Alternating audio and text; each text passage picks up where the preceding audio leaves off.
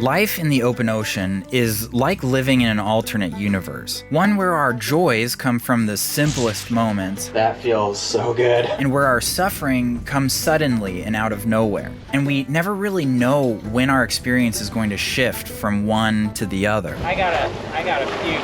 For the past couple weeks, we've waited for a good weather window to sail from the Azores Archipelago to mainland Portugal. And with less than 2 months to sail all the way to Malta, where we plan to have our baby, this weather window came not a moment too soon. So we've said goodbye to the Azores and have begun our week-long passage to the European continent.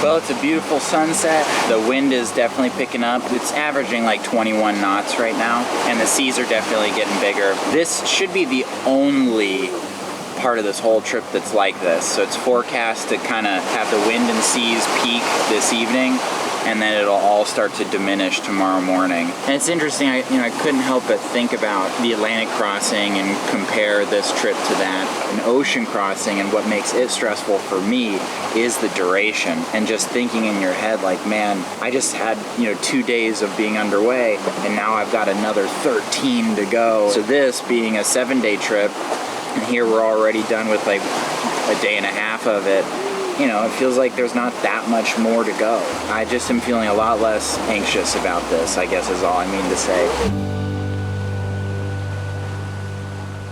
Okay, well, the wind is starting to get real variable. It's starting to get calm and then strong again and calm and then strong again. It's right behind us. Well, quite behind us. Sorry, I'm tired.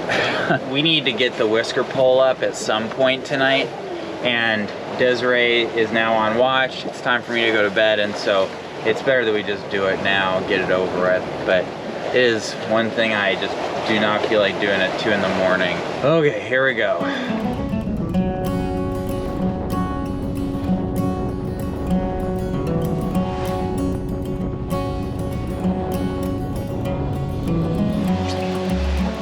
Okay, easing.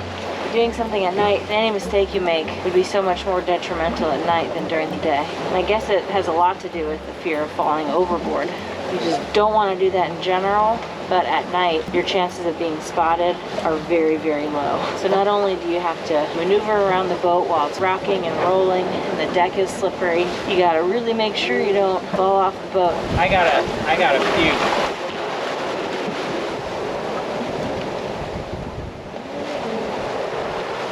Need any water or anything? No, I just need it right now. How are you feeling? Oh, better right now. Haven't quite gotten the pole up yet. I mean, it's up, it's just not finished. Yeah, I don't know what it was, but that got me. All right, go ahead and ease. Keep going. Okay, now stand by for like tension. Okay. Yeah, there you go. Now you let it out slow. Okay.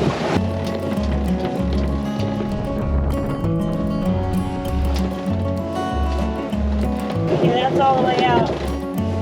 Man, well, I mean, the motion is definitely better, but God, that took a long time. That took like an hour, which, I mean, it shouldn't. It's just, I'm not good at the procedure yet, so I guess I'll sleep better, but at the same time, that took away a lot of my sleep, so I'm not sure if that was a win or not. But I mean, the sails are very stable now. That's good. Hopefully it'll stay that way.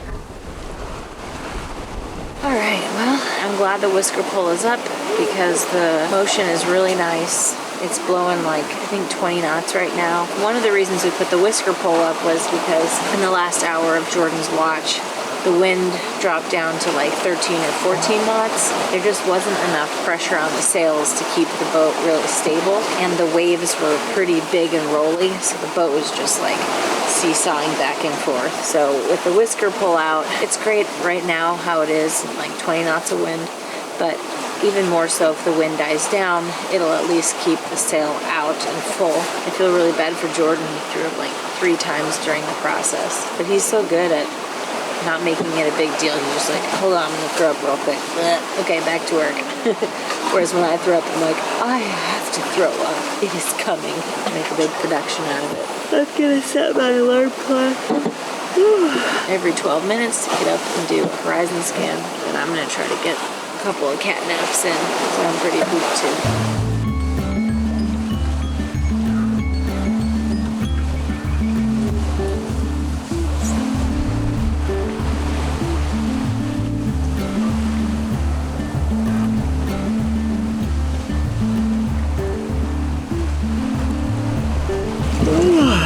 Good morning.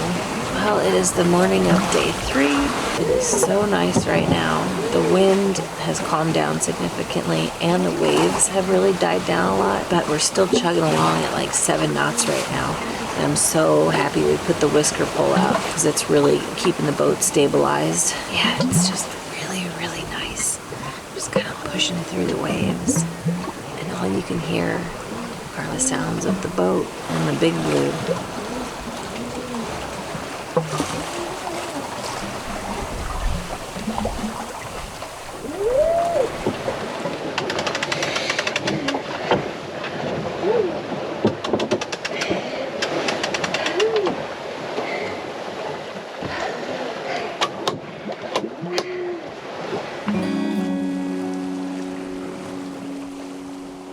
Oh man, I had a rough night. I'm just feeling exhausted this morning. I'm not seasick, but I'm just so tired. So now it is time for me to recuperate. But it's just sort of ridiculous that like something routine like putting up a whisker pole could like set me back so far. I've definitely got to get better at deploying that thing.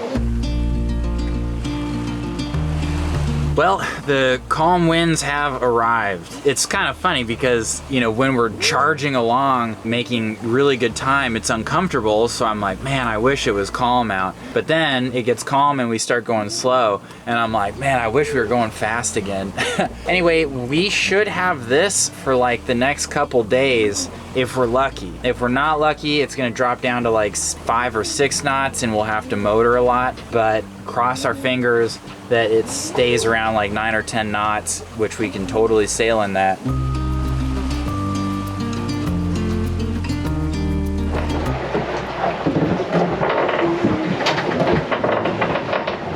So now that things are calmed down a little bit, I really want to handle this like creaking noise that's been going on that you can hear really loud down below. And it's just such a annoying thing to be like really peaceful and like be ready to sleep, but then you just can't because you just hear this like, and it looks like it's the gooseneck where the boom connects to the mast. And so I'm gonna hit it with a little bit of lubricant and see if just a real quick fix might actually solve the creaking. Cool, I think that actually worked. Great, that was easy.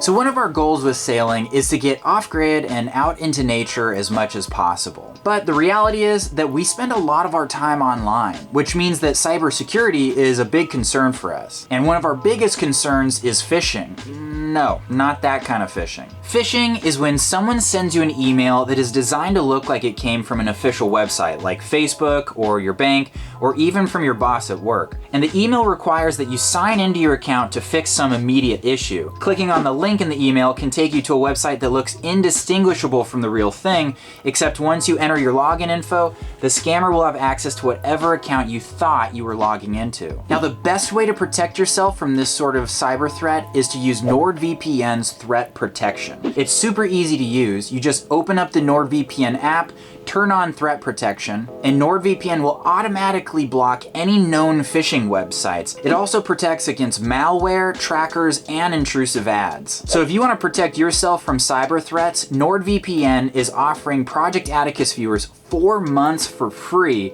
on a 2-year plan when they go to nordvpn.com/Atticus and use the promo code Atticus. Plus, it's risk-free with Nord's 30-day money-back guarantee, and we want to give a special thanks to NordVPN for sponsoring this week's video. All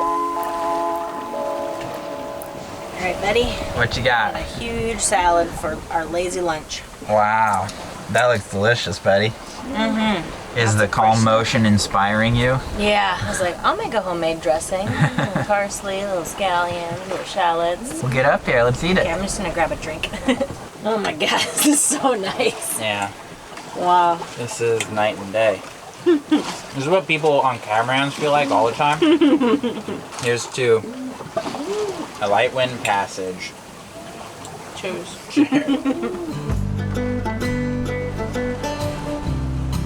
Good job. You want some orange? Oh, you like the orange, don't you? Sit. Good boy. There you go. Good job. Spin. Good boy. Down. Good job. Big piece for that. Well, today has been probably my favorite day of sailing on Atticus too. It's just been so light and we haven't had to touch the sails, and it's been so calm and relaxing and quiet. Got to spend some time with Jordan, got to nuzzle with Oso. It's weird to think of how much life will change once we have a baby on board. But I'm really excited for the challenge. At least today I am. Can't wait to meet her. Are you a crazy boy? You crazy? You crazy boy? You crazy? Well, the wind picked up a little bit while I was sleeping, and we're back in like 12 or even 13 knots, right on like the port quarter. And Ozo is so playful. What's up, everybody? Coming to you live from the North Atlantic Ocean. But yeah, the sea state has like calmed down to probably 3 feet or less. Really, really calm. We're going with it, right? It's kind of getting us on the quarter. So the motion is just so comfortable. We're moving really nicely, you know, like 6 knots, 6.5 knots. So I'm just feeling great right now. I'm feeling so blessed, really, that it's like this out here, that sometimes this is what our life is. It gets to be like. It's like Desiree and I have a pretty busy life a lot of the time, and yet when it's calm like this on a passage, it's like the first time that we in a long time have got to just kind of hang out together and chill together. When the wind is just right and the waves are just right, sailing offshore can be this like truly pleasant experience, forcing you to calm down, forcing you to settle and just kind of appreciate the moment. It's really hard for me to focus because look at this. He's just like going to town on me. What is this about, Oso? I gotta go play with this demon child, right?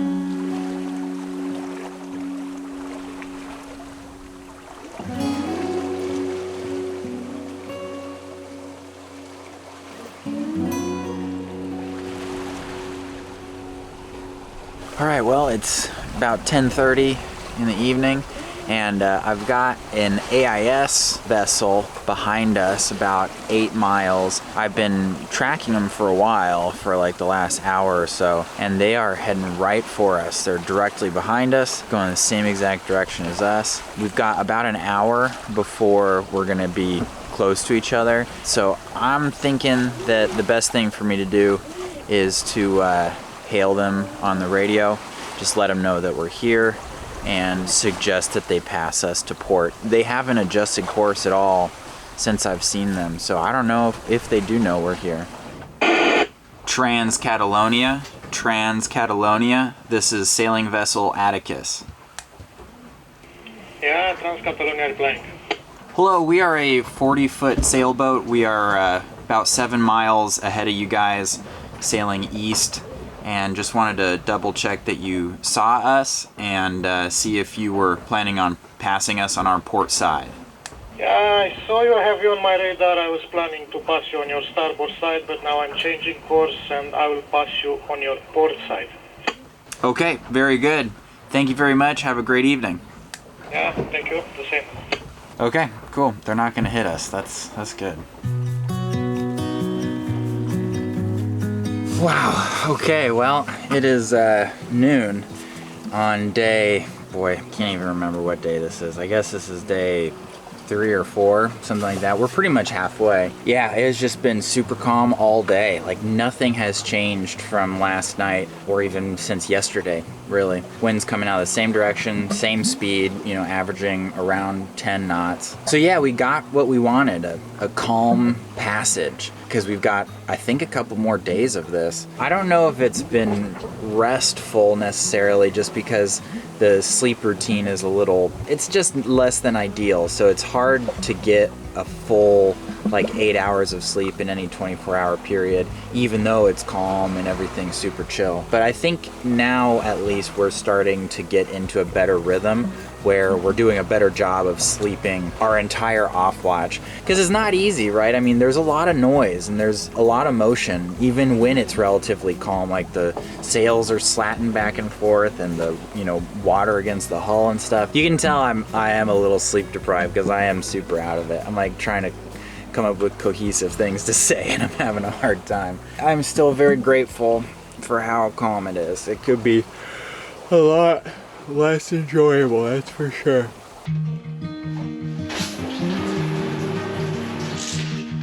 Whew.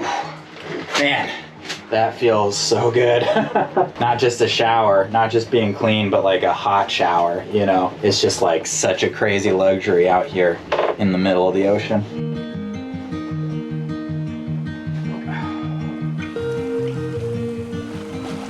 Alright, well today might be the prettiest day of our passage. We're on day 4. The sun is out, but it's really cool outside, so it's just so pleasant to be outside. This is definitely my favorite passage I've ever been on since we started living on boats. How many years ago was that now?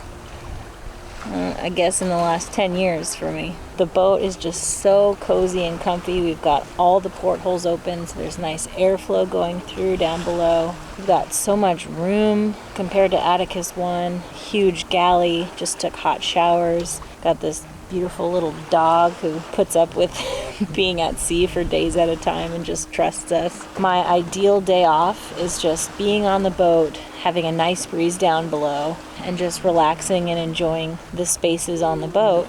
And that's what we've been doing for the last couple of days. It's just been really, really incredible. I can safely say I've never felt a lack of purpose when sailing offshore. Life takes on an undeniable sense of meaning, with a lack of distractions and a clear goal. Questions about what my purpose is or why I'm here just dissolve into the waves.